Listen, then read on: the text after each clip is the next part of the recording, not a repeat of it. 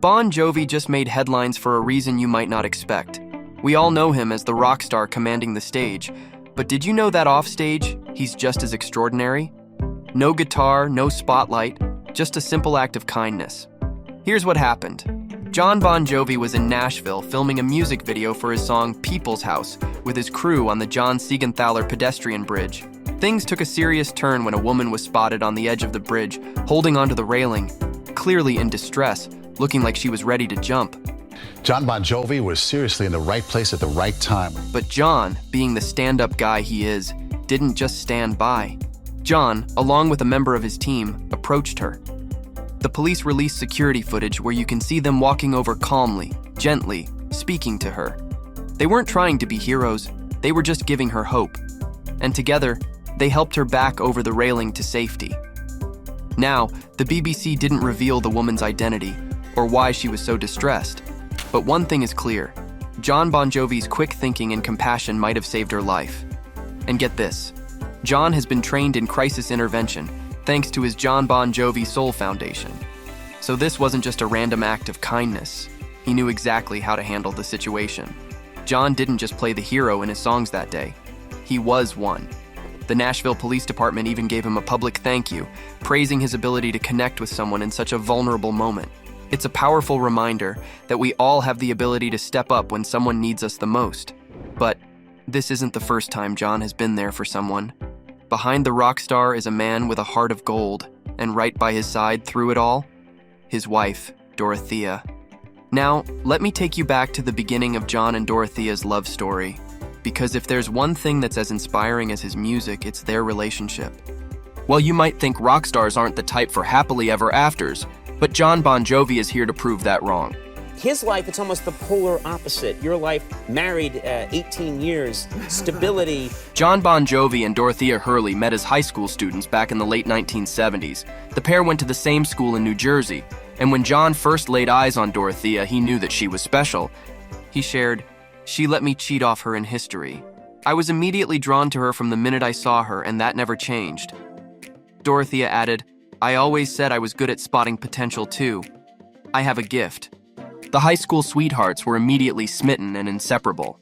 They dated throughout the rest of their school years, but didn't rush to get married after they both graduated in 1980. John was determined to pursue his career as a musician, and in 1983, he formed his own rock band.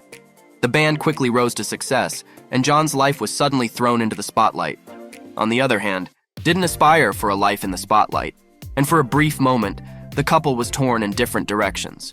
John and Dorothea briefly broke up in 1985, and during that time, John dated actress Diane Lane for 5 months.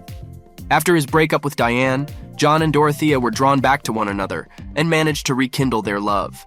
After the couple reconciled, they knew that what they had was forever, and they never wanted to be with anyone else. While John's career peaked and he enjoyed the unbelievable success of his band, he felt like there was no point in planning a big wedding when there were so many time-consuming demands that came along with his fame. He and his band were constantly touring and performing, and it felt like there was so little time to do what they wanted for themselves. Instead, he thought of a brilliant idea. He and Dorothea were going to get hitched in Vegas. The musician recalled, "I turned to Dorothea and said, 'I got an idea. Why don't we go right now?' She said, 'You're out of your mind.' I said, 'Come on, what's better than this, right now, this moment?' And so we ran off to Las Vegas, didn't tell a soul." After 9 years together, the high school sweethearts eloped in Vegas in April 1989. 4 years later, the couple welcomed their first child, a daughter they named Stephanie. In 1995, they had a son, Jesse. In 2004, the couple welcomed their fourth and last child, a son they called Romeo. Just shy of his 30th wedding anniversary, Bon Jovi shared that his fans were distraught after he and Dorothea got married. He explained, "It was like Harry Styles or Justin Timberlake getting married. I was that to the young girls in my time. When I came back from Vegas, my manager was furious. He was like, 'America's boy is now married. That's not a good career move.' The record company was also despondent. But nothing broke the bond between John and Dorothea, and their love stood the test of time. Or did it? Dorothea was nowhere to be seen at the New York City screening of John's documentary, a little over 1 week after attending the UK screening. As reported, it was a severe case of COVID-19 that kept Hurley at home. However, his absence raised eyebrows.